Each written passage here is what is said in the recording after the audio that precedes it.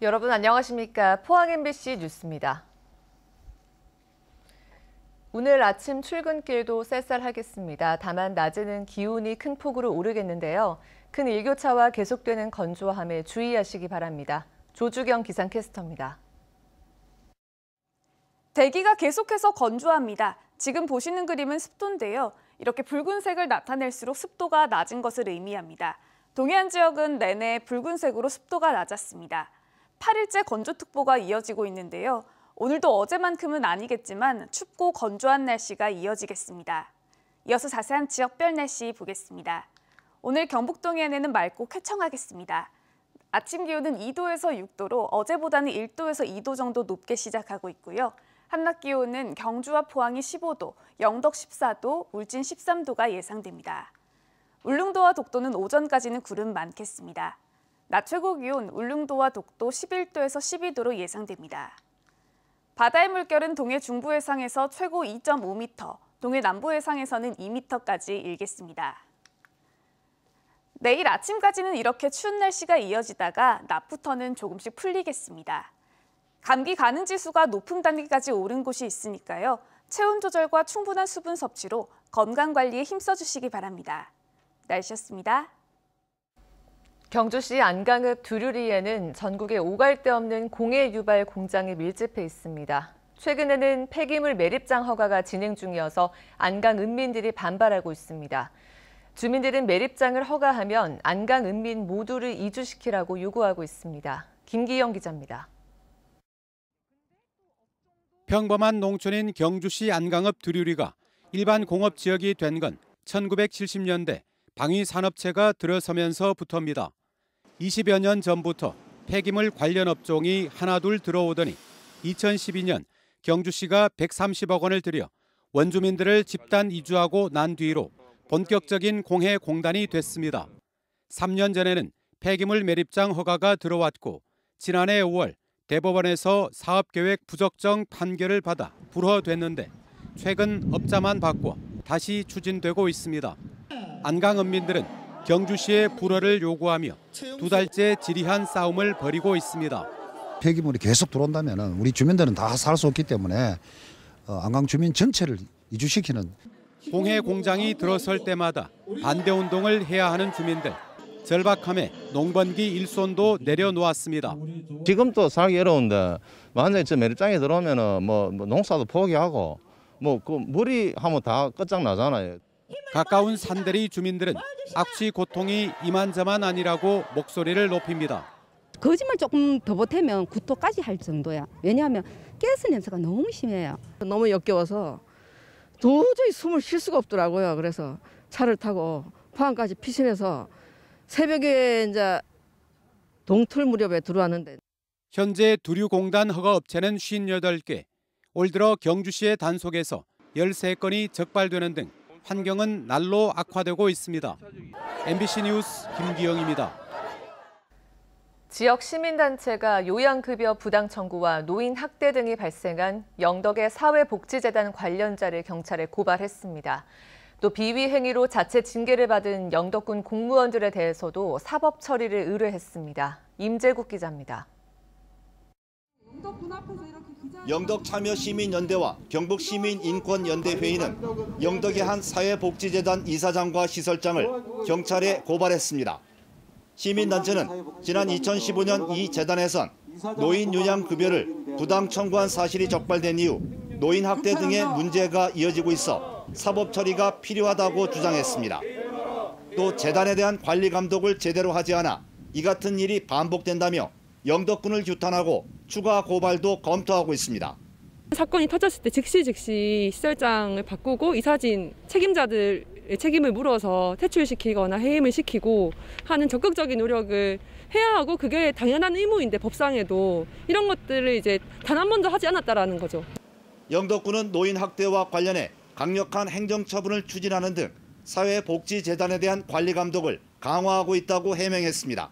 시설에 대한 저희들의 그 자체 감사도 실수를 했고 여기에 따라서 차근차근 지금 현재 그 잘못된 부분들은 지금 현재 그 처분을 해나가고 있는 상황입니다. 이와 함께 시민연대는 지난 2018년 영덕군 농업기술센터 공무원들의 비리와 관련한 정보 공개 청구, 행정소송 결과를 발표하고 관련 공무원들을 경찰에 고발하기로 했습니다. 세금을 공무원들이 공무 활동을 위해서 써야 됨에도 불구하고 목적 외로 예산을 집행하고 그걸 회식비나 선물비로 사용을 했다는 것은 국민들을 기망하는 행위입니다. 이에 대해서 영덕군은 지난 2018년 비리 사건과 관련해 공무원 9명에 대해 정직과 감봉 등 징계가 끝났고 내부 규정상 사법기관 고발 의무는 없다고 밝혔습니다. MBC 뉴스 임재욱입니다. 포항 촉발지진 범시민대책위원회는 포항지진 3주년을 앞두고 성명을 통해 지역경제 활성화를 위한 국책사업이 너무나 미진해 크게 유감으로 생각한다고 밝혔습니다. 범대위는 실질적인 피해 구제를 위해 국가는 영일만 횡단도로 건설 등 대규모 국책사업을 조속하게 시행하라고 촉구하는 한편 철저한 진상조사를 통해 의혹을 밝혀내고 책임자를 처벌해야 한다고 요구했습니다. 포항제철소 브리더에서 배출된 대기 오염 물질을 환경부가 1년 넘게 과소 추정해온 것과 관련해 시민단체가 대기 오염 배출 물질에 대한 전면적인 재측정을 요구했습니다. 포항시민연대는 국립환경과학원이 포항제철소 브리더 대기 오염 물질의 오염도를 측정할 당시 재송풍 공정을 빠뜨려 배출량을 과소 추정한 만큼 환경부가 보다 강도 높은 저감 방안을 수립해야 한다고 주장했습니다. 또 포항제철소가 지역사회와 협의체를 구성해 저감 방안의 이행 상황을 공유하겠다는 약속을 1년 넘게 지키지 않고 있다며 포스코의 저감 방안 이행 여부를 시민들에게 공개하라고 요구했습니다. 운전대를 잡지 않고 차량을 운전할 수 있는 불법 자율주행 유지 모듈을 제작해 시중에 유통시킨 일당이 경찰의 무더기로 잡혔습니다. 이들은 지난 6월부터 온라인 쇼핑몰 등을 통해 직접 만든 4천여 개를 판매해 6억 원 상당의 부당 이익을 얻은 혐의도 받고 있습니다. 김경철 기자입니다. 가속 페달을 밟지도 운전대를 움직이지도 않았는데 자동차가 스스로 주행을 합니다. 앞차와의 간격을 알아서 유지해주는 것은 물론 속도와 방향까지 자동으로 조절해줍니다. 요즘 신차에서 흔히 볼 수 있는 자율주행 기능 중 하나인 스마트 크루즈 컨트롤 기능입니다. 하지만 운전대에서 손을 떼어서는 안 됩니다. 자율주행 기능이 운전 중 발생할 수 있는 돌발 상황까지 완전히 대처할 수는 없기 때문입니다. 이런 규정을 어기고 운전대를 잡지 않고도 차량을 운전할 수 있는 불법 자율주행 유지 모듈을 제작해 시중에 유통한 일당이 경찰의 무더기로 잡혔습니다. 불법 튜닝 장치인 엘카스 유지 모듈을 제작, 유통, 장착한 피의자 52명을 자동차 관리법 위반 혐의로 검거하였습니다. 이들이 개발한 불법 유지 모듈은 자율주행차의 안전 시스템을 무력화하는 장치로 핸들에서 손을 떼도 경고 신호가 나오지 않고 자율주행 시스템이 해제되지도 않습니다. 완전한 자율주행으로 인식을 하고 장시간 핸들을 놓고 운전을 할 경우에 조그마한 충격이라든지 그 바람에 의해서도 센서가 해제되기 때문에 자칫하면 대형 사고로 유발될 수 있는 굉장히 위험한 제품입니다. 경찰은 불법 유지 모듈을 장착한 운전자에 대해서도 국토부의 원상 복구 명령을 이행하지 않으면 형사 입건하겠다는 방침입니다. 현재 국내에서 상용화된 자율주행차는 항상 운전대를 잡고 있어야 하는 1, 2단계 수준입니다. 완전 자율주행이 가능한 5단계에 도달하기 전까지는 운전자의 개입이 언제든 필요한 상황. 아직까지 자율주행 기능은 운전자의 편의를 돕는 보조수단으로 인식해야 한다는 지적이 나옵니다. MBC 뉴스 김경철입니다. 얼마 전 환경미화원이 음식물 쓰레기 수거 트럭 뒤에 타고 있다가 만취한 차량에 치여 숨진 사건이 발생했습니다. 알고 보니 관할 지자체가 미화원들의 안전을 보장하기 위한 관련 법과 시행 규칙도 제대로 지키지 않았던 것으로 보입니다. 대표적으로 수거 차량 뒤편에 달린 발판, 이런 게 불법인데 지자체는 방치해왔던 것으로 나타났습니다. 물론 음주운전 차량 자체가 가장 큰 잘못이지만 지자체도 불법을 방치해왔다는 점에서 예고된 인재라는 비판이 나옵니다. 양관희 기자입니다. 지난 6일 새벽 대구 수성구에서 음주운전 차량이 쓰레기 수거차를 뒤에서 들이받아 52살 환경미화원이 숨졌습니다. 그는 수거 차량 뒤쪽 발판 위에 서 있다가 음식물 쓰레기를 수거하러 내리려던 순간 사고를 당했습니다. 차량에 발판을 설치하는 건 불법이지만 관할구청은 방치해왔습니다. 인구 42만 명의 수성구에서는 아파트와 상가 등 공동지역을 6권역으로 나눠 한 권역당 2명의 미화원이 음식물 쓰레기 수거를 맡고 있습니다. 3명이 한 조로 일하도록 한 환경부 지침도 지켜지지 않은 겁니다. 사람 한 명을 더 높이려면 1억 정도의 돈이 또 올라간답니다. 그래서 구청에서는 책정 인원이나 책정 장비를 높일 수가 없고 그러다 보니까 적은 인원 가지고 알아서 치워라고 계속하고. 안전을 위해 환경미화원은 낮 시간대에 일하도록 하는 지침 역시 지자체에 내려져 있지만 숨진 환경미화원은 새벽 3시에 일을 하고 있었습니다. 조합원들한테 의견에 따라가지고 그걸 완전히 주관적으로 하다 하면 하는 그런 상황이고요. 올해 초부터 바뀐 폐기물 관리법에 따라 주간 작업과 3인 1조 근무 시행 규칙을 위반하는 관할 지자체장은 2년 이하 징역이나 2천만 원 이하 벌금에 처해질 수 있습니다. 하지만 지자체가 조례를 제정해 예외를 둘 수 있도록 해 처벌 규정은 사실상 유명무실한 상태입니다. 수성구청은 불법 개조한 발판을 모두 없앴고 재발 방지 대책도 마련하겠다고 밝혔습니다. 이번 사고를 계기로 위험한 작업 관행들을 근절할 수 있는 근본적 대책이 나올 수 있기를 현장의 환경미화원들은 애타게 기다리고 있습니다.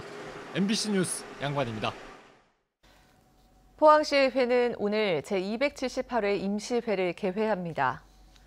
이번 임시회에서는 포항시 도시공사 설립과 포항시 철강산업 육성을 위한 지원시설 설치 등에 관한 조례안 등 20개의 안건을 심사합니다. 또 주민 반발이 큰 장기 수성 사격장 문제와 포항시 지방채 발행 계획, 영일대 해수욕장 해상 케이블카 설치 사업도 논의할 계획입니다.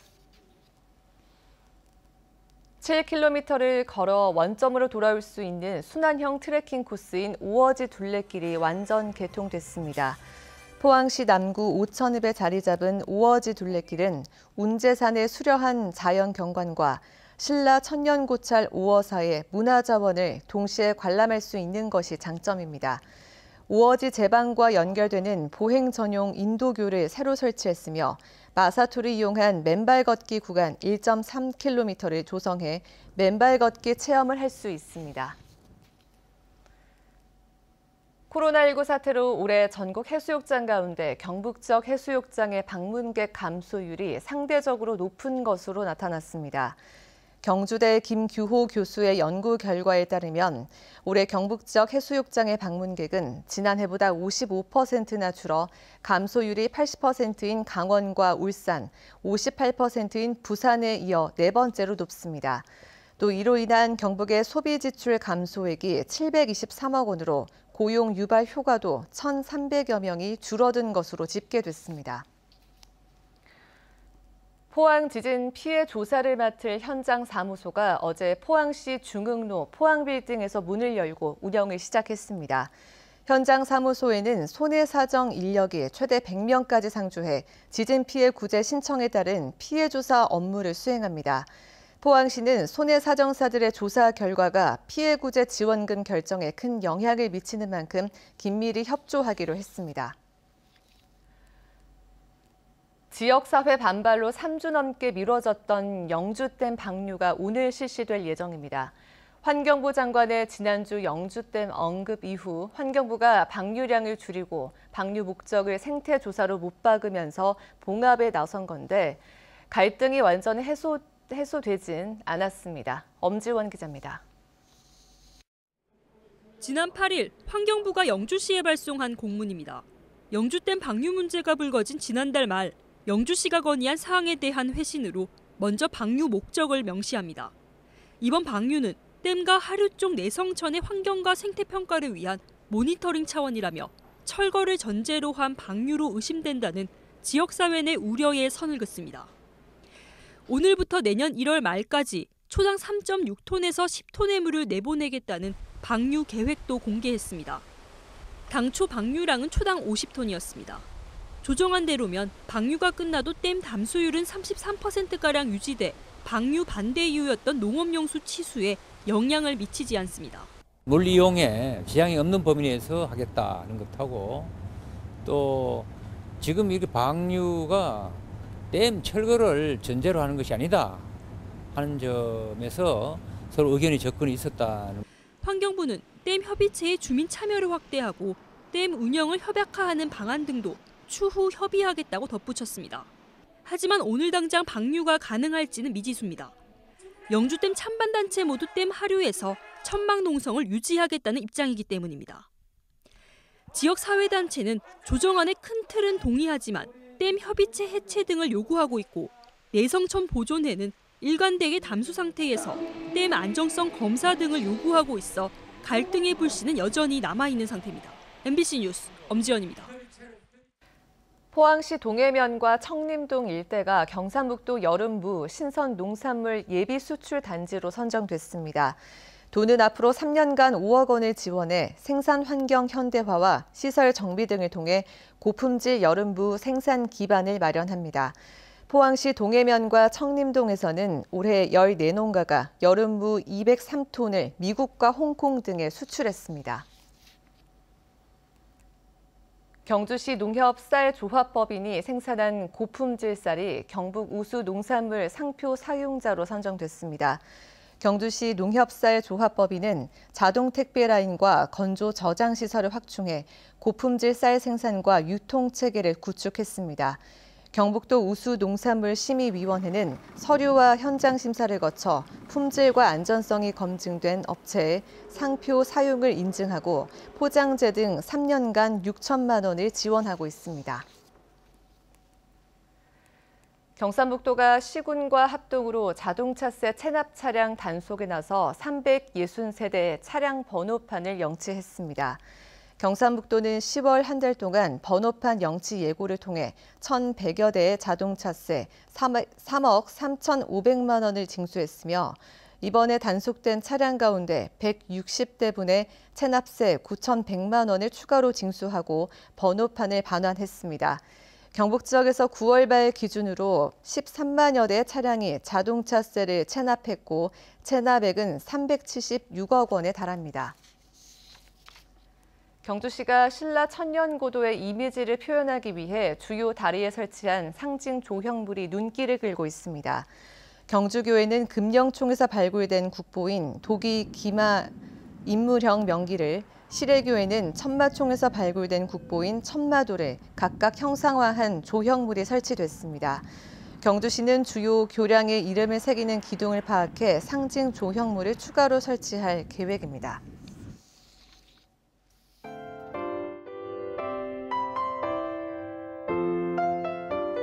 대기가 계속해서 건조합니다. 지금 보시는 그림은 습도인데요. 이렇게 붉은색을 나타낼수록 습도가 낮은 것을 의미합니다. 동해안 지역은 내내 붉은색으로 습도가 낮았습니다. 8일째 건조특보가 이어지고 있는데요. 오늘도 어제만큼은 아니겠지만 춥고 건조한 날씨가 이어지겠습니다. 이어서 자세한 지역별 날씨 보겠습니다.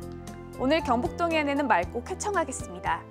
아침 기온은 2도에서 6도로 어제보다는 1도에서 2도 정도 높게 시작하고 있고요. 한낮 기온은 경주와 포항이 15도, 영덕 14도, 울진 13도가 예상됩니다. 울릉도와 독도는 오전까지는 구름 많겠습니다.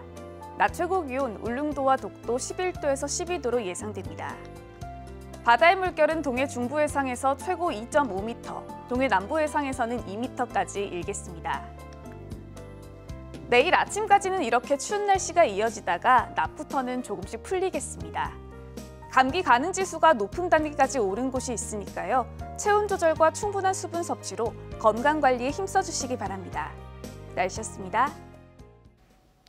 이상으로 포항 MBC 뉴스를 마칩니다. 여러분 고맙습니다.